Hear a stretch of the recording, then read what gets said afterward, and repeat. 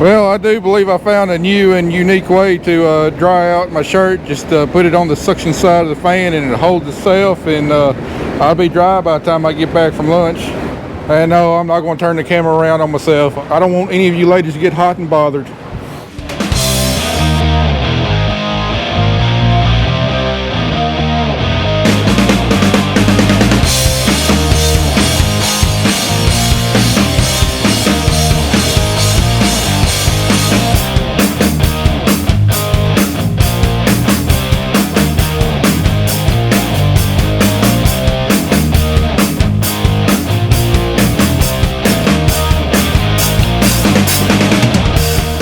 While Andy's working on lights, I'm going to be working on heads, and primarily what I'm going to do, nothing needs to be fixed on them, but they all need to be set, and they've got to be set just perfectly or you're going to have issues picking cotton. So first thing we'll do is we're going to gauge bar height.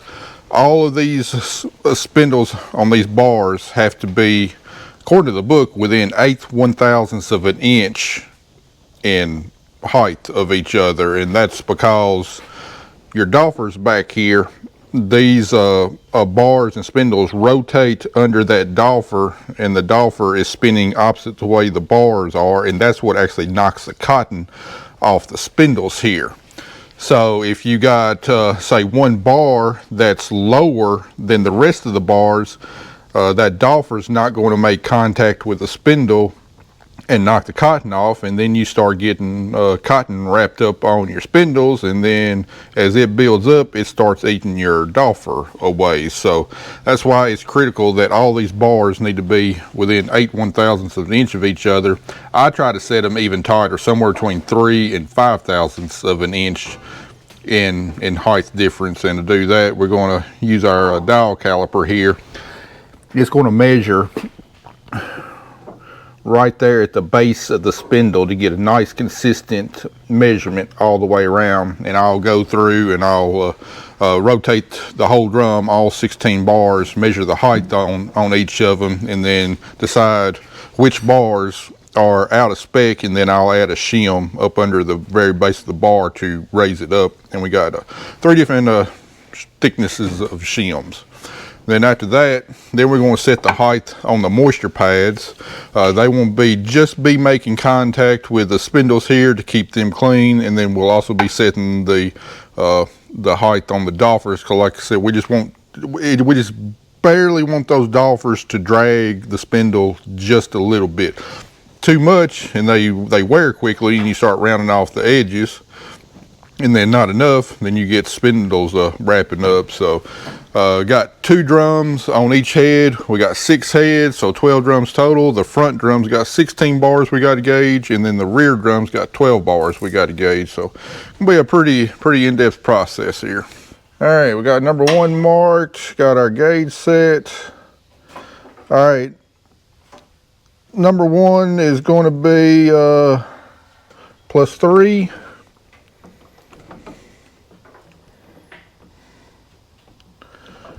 Two is 0.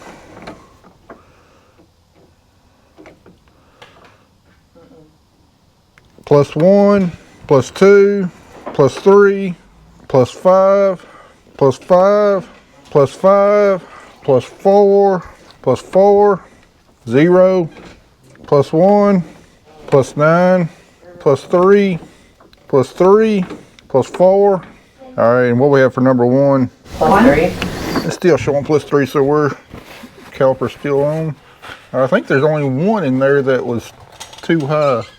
Yeah, see, our lowest number is 0, our highest number is 13 at +9, so that's 9/1000. So number 13's out, but all the rest of them are between 0 and 5, so they're good. So we're going to scroll back around number 13, see if there's a shim we can take out of that one rather than having to raise all other 15 up.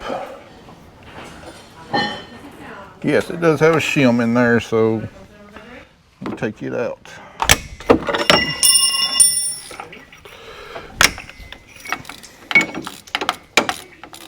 Alright, now we just pick up on the bar a little, try and get my fingernail under there to grab the shim. Alright, slide the shim in. And that's what the shims look like. This one's got 2 shims underneath it. They're both each 10/1000 thick. So I'm going to take one of those 10/1000 and replace it with a 5/1000. So that should take 5/1000 out. Now this one's a lot more flexible. It's half the thickness of this one right there. Slide it back in there like that. All right, I'll remeasure it, and it should be around 4/1000. This drum is done. Hope the rest of them are this easy.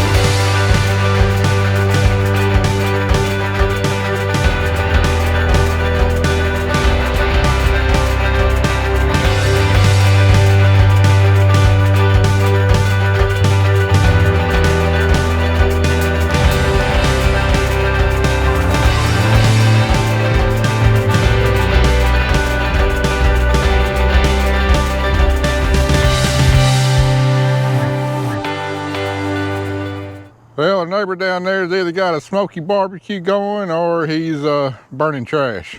Smell of it, I hope he's burning garbage because that don't smell like anything I'd want to eat.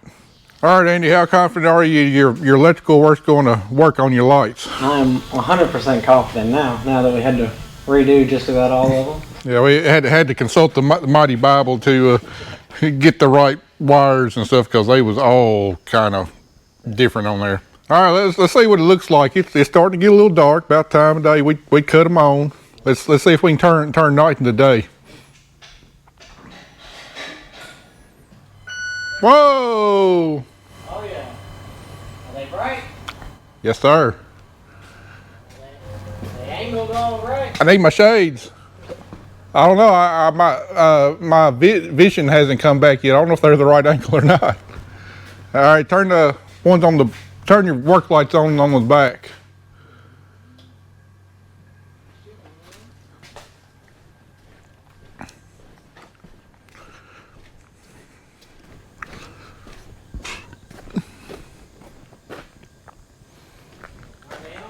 Yep.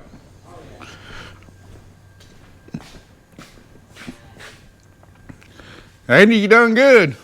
All right, Andy, it all looks good. You can cut them off. I bet you'll be able to go out and party this Friday night knowing all them lights worked out, won't you? Oh yeah, I'll be feeling a whole lot better. How about those spindle bars down there? We coming along on getting the bars, Gage. I still like 2 more units. A couple of them pretty bad shape. Like, I don't know how every spindle wasn't wrapped up, especially on that number 4 right there. The rest of them haven't been too bad, just a little bit of tweaking, but that number 4 is pretty bad. So anyway, I got 2 more drums, or 2 more units to do. Then we got some odds and ends to do on the heads, clean tips out, put new polished shoes on, straighten dolphin cut-offs. And then we got to go through and grease the whole thing. We still got to get our screens put on. They haven't shown up yet. And change the oil in the rear wheels, and she'll be ready to go back down to Alamo for them to do all their work on it.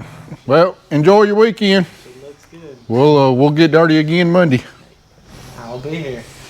All right, entering our 2nd week on the cotton picker repair. Hopefully here about 2 days we will have this thing done, get it back down to Tennessee Tractor so they can get their work done on it. And not a moment too soon, because it's going to be a hot one this week. Going to be close to 100 pretty much all week. Got a huge high pressure ridge building up on us, and August is going to go out with a bang. But first, before we get on picker, we got our truck completely fixed, and we got to get this trailer down to the sand blaster. You can see places like this, rust popping up, and then like right here, paint's just bubbling up right there. And we've tried to fix this ourselves in the past, wire brushing it real good, and then putting on some rust stopper primer, and then painting over it. And we just done this over and over again. So we got another spot right here. I mean, this trailer came from northern Missouri, so once that rust gets started on it, it's almost impossible to stop unless you get it sandblasted. So that's what we're going to do. We're going to take it over to the sandblaster, and I don't know if he's going to sandblast the whole trailer, just maybe down here around the edge where the rust is, because I mean the majority of it is good and fine. It's mainly down here around the cracks and everything. But anyway, this is a mighty fine trailer. We want it to last a long time. We want to keep it looking good a long time, and rust is a huge enemy on these hopper bottom trailers. And then after we drop the trailer off, we got some tires ordered for the truck. You want to go get them put on. And this truck should be good for what's going to be a really long and hopefully a really busy harvest season, hauling a whole lot of grain, especially corn crop. All right, Andy, while I'm finishing gauging bars, I want you cleaning these nozzles out right here, or take the strainers out of these tips, clean them up real good, make sure there's no trash in the bottom of the strainers. You got one on front drum and then one back here on your back drum. Need to make sure they're all good and clean. All right, what all the strainers look like? They're all super clean now. There were two, this row and this row, and they were they had a little junk in there, but they didn't look terrible. All right. They're all good now. Next thing, going to grease these dolphin columns, and you're going to need a lot of grease. Right. And luckily we got a battery powered grease gun, otherwise you pump your arm up the size of Popeyes. Last time I used a mechanical grease gun, I think they took about 100 shots each. Oh man, I know you were hurting after that one. But anyway, grease fitting is here on the bottom, and we're going to grease them until grease just starts coming out of this cap right there. So I don't know if you want to count the shots of the grease gun or time it, but it's going to take roughly the same for all of them. All right. Just a random question: is it going all the way up through? No, it's greasing this whole bearing cup down here. All right. Just go ahead and hold down on the trigger. Go. All right, 30 seconds. 30 seconds. That's that grease coming out right there. All right. Yep, 11 more dolphin columns to go. All right, after greasing all the dolphins and the final drives and drive tests, we got any grease left here in the shop? We've got about a quarter of a tube left in the grease gun. Well, did you go through about 3 or 4 tubes? Two, almost 3. Gotcha. 2 3/4. All right. Well, next thing on the list up here on the headers, all these poly skids right here need to be replaced. Well, all except for the number 1 Delta spindle. I already replaced the ones on the number 1, but we got them in the box of spindle cleaner over there on the bench. So bolt some new ones up. Some new shoes. I don't know how they was picking cotton with those last year without them dragging up all kinds of trash like that. Yeah, also I don't know how they was picking cotton with a locked up number 1 unit that we had to get fixed earlier in the year either. Some things just boggle my mind.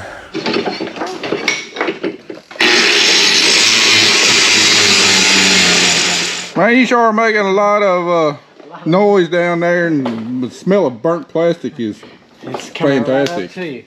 Having a hard time getting those polished shoes off. Not anymore, that's for sure.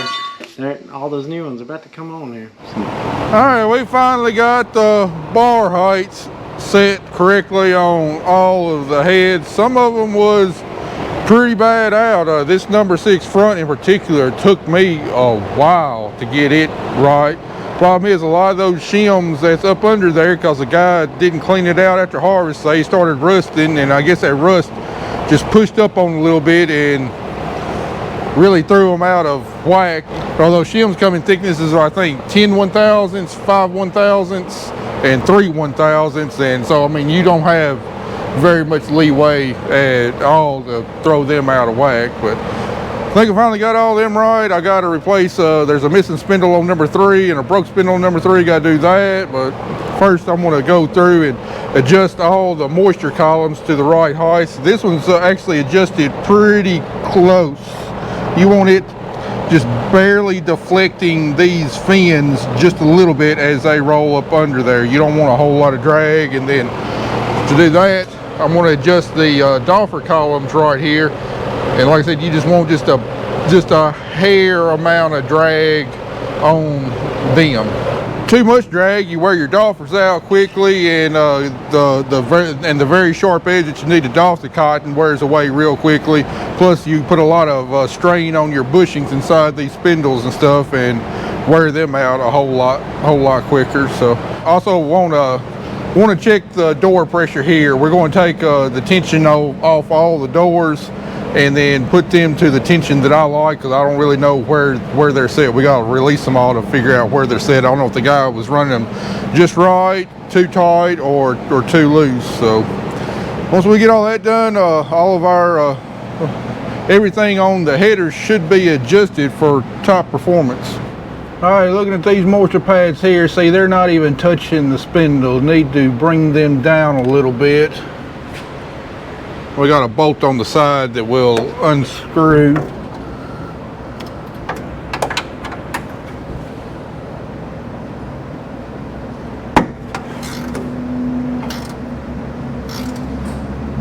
All right, they're just now touching. See how they're flexing a little too much. I got them a little too tight. And then for the doffers, we're going to get the row of spindles lined up right there in that slot. We'll reach over here and feel how much drag we got. Yeah, there's a lot of drag right there. They're set a little too tight. So right here is the top of the doffers with the adjustment column. Loosen this jam nut.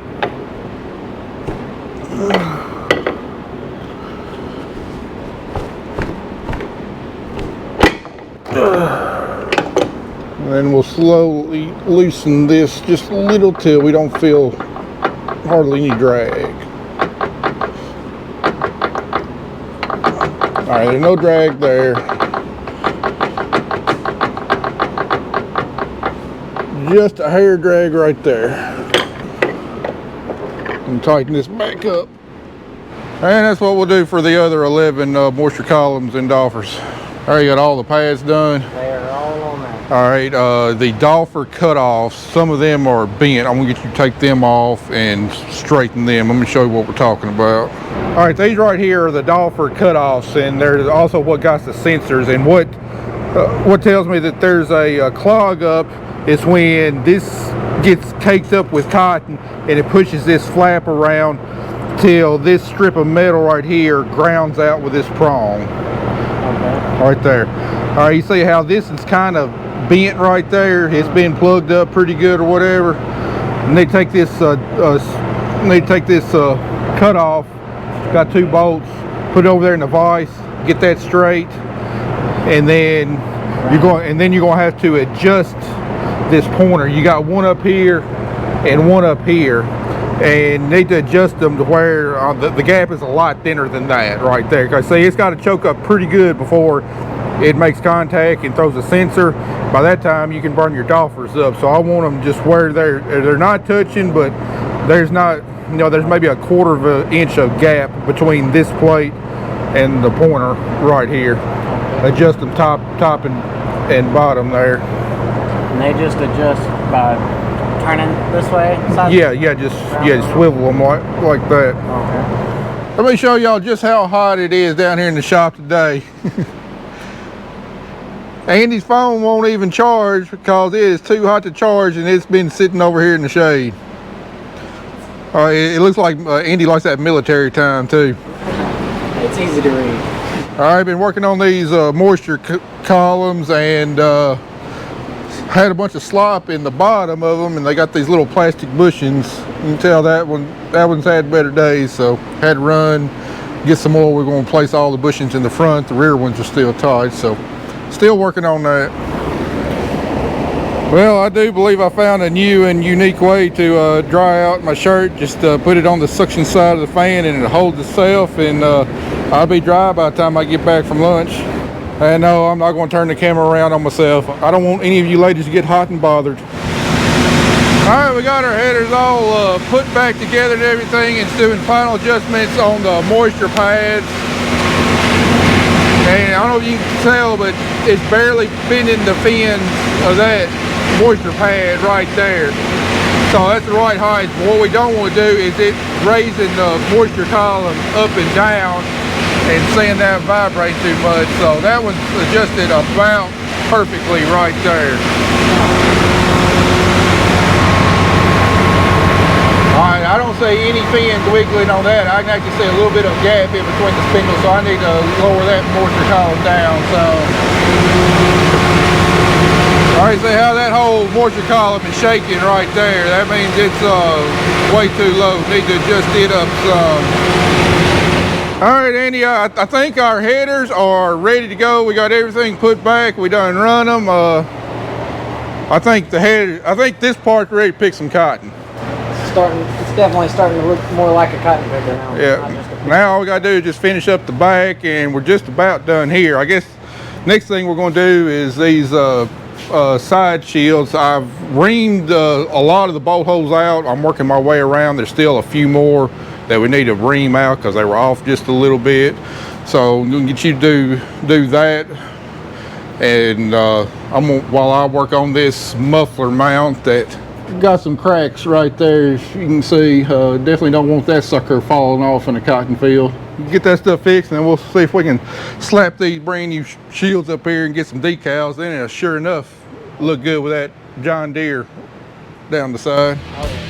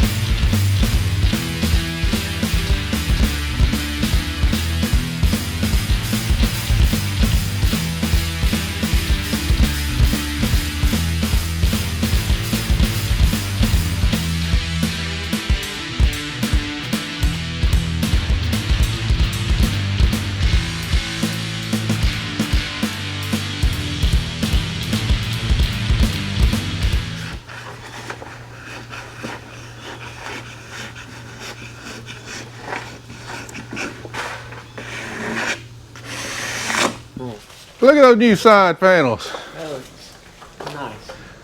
We're still missing the 7760 up here. Either we lost it in the shop or never got it from John Deere. I got to call them. Yeah, look at those beautiful side panels. Well, Bo and Jay did a fantastic job, and then look at that. It's all open up back here. No more catching trash or anything like that. I believe these panels will still be on here whenever I sell the picker. 20 years from now. They need to be. I tell you what, after the disaster of the day that we've had so far, it's nice to come back in the shop and see those pretty side panels and decals and everything. Yeah, we got like literally nothing done on here. One of my neighbors borrowed my loader tractor to do some work on his farm, and anyway, a hydraulic hose blew going across the top of the transmission to the mid-mount valves. Hard to get to, had to take a brake line loose to get to it. Got a new one made, put it on. The crimp on the new one leaked, had to turn it right back around, disassemble again, take it back off. Now we got it fixed, and come to find out that my tractor takes some kind of special brake oil, not brake fluid, brake oil. So my neighbor's now going to Henderson to go get some of that special oil so we can bleed the brakes. In the meantime, the last piece of the puzzle finally showed up today. Kelly went and got our new screens for the accumulator. So we're gonna try and work on it this afternoon until they get back with the oil. We gotta go back over there. All right, the goal today is to get this thing done and out of here. And hopefully we won't have to touch any hydraulic hoses today. It's Friday, no hydraulic deodorant. Today is no hydraulic Friday. Yeah, I got no work done on this yesterday. Andy and Kelly started spraying beans yesterday, and almost immediately a very bad hydraulic line blew on the sprayer, hard to get to, dumped all 25 gallons of hydraulic oil on the road. And so spent a lot of day yesterday fixing that, then finished up spraying beans. So hopefully today the rest of our parts are in. These screens, there's a miscommunication between me, the service manager, and the parts guy at Tennessee Tractor. And anyway, the exact same screens that I took off here got ordered again. Well, I need the updated design that doesn't clog as bad. So anyway, they're supposed to be in today. And then while greasing the baler part, we found some guides missing on the back. So got those ordered yesterday morning. They're supposed to be in today. So hopefully Tennessee Tractor have got everything we need to get this thing finished and out of the shop. That is my goal today. Got a few more adjustments to do, and oil change on the rear hubs, and I actually hope to test this thing out a little bit today, run the baler part, the belts and everything, and make sure all that is ship shape before we take it back down to Tennessee Tractor. So let me put a call in and see if all our parts have come in. All right, see if some bolt holes line up. They see? Yep, I can see it from here, they line up. I can see 4 holes through this one. That shiny green paint don't look right next to that faded green paint. All right, well, good deal. All we gotta do is bolt them up and that part will be done. All right, as we were looking over the picker the other day, noticed right on through here, we got some of these belt guides missing. We got them on that half over there, but we don't have them over here. So better put them on. All right, got 4 new guides installed.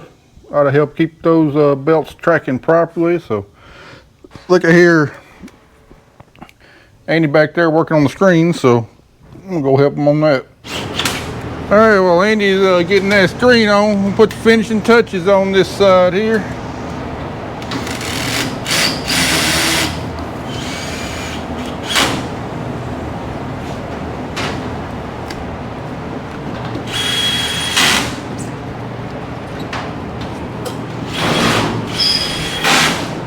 All right, you ready to get inside now and drill those out and put the front ones on? I believe so. I'm going to tighten the ones up that I've only started on. I only started all the bolts. So I'm going to tighten them up and then I'm going inside. All right, Andy got all the new screens in, and the reason we're replacing them is these are different designs. You can tell these have got round holes in them. And you can see that one that Andy's holding up.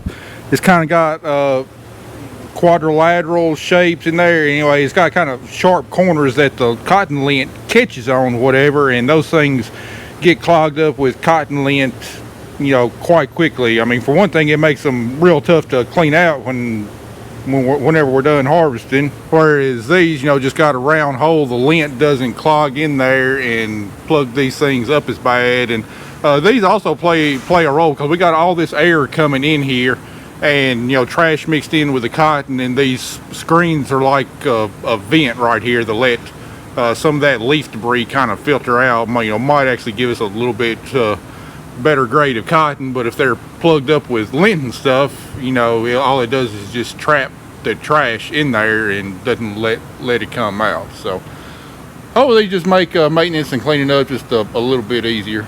All right, last thing to do before we pull it out of the shop is drain the hub oil here. I got a little bit better funnel that might be a little quicker than that thing. All right, I can't think of anything else that needs to be done to it. We've greased everything, changed all the fluids, adjusted everything. Clean filters. I think we put it all back together the way it should go. Maybe with a couple less bolts, but that was definitely a lot better. Should be decent. Well, let's back it out, put it in the harvest position, and see if we can run that baler and everything, make sure there ain't nothing wrong with that.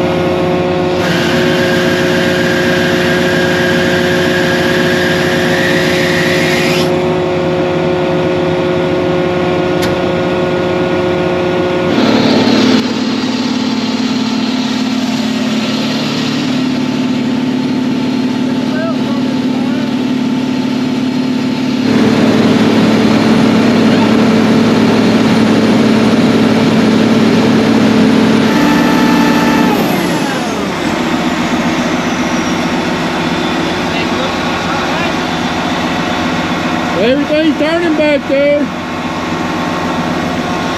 anything. That noise that was going around. Wasn't anything important. I think it's just oil going through the motor there. I'll have them running and check it out, but I think we've done about everything we can do to it. Don't stand by that painting of the Yeah, don't walk by the exhaust when it's wide open. I think I singed my hair, what little I got left on top. I was walking past in the shop and I guess you hit the grab button right as soon as I went, woo! It was exciting. Alright, well let's get this thing down now. Let's turn it over to professionals. Man, look at that open shop. We can get some airflow through there now. Alright guys, well that's going to call it for this week in this video. We hot. We tired of this hot weather. Next week's supposed to be a whole lot milder, so. It's not hot. It's hot for the ones that are working. It's pretty wet. Like I said, I like this weather. I don't like the cold weather. This is nice. Anyway guys, see y'all in the next one.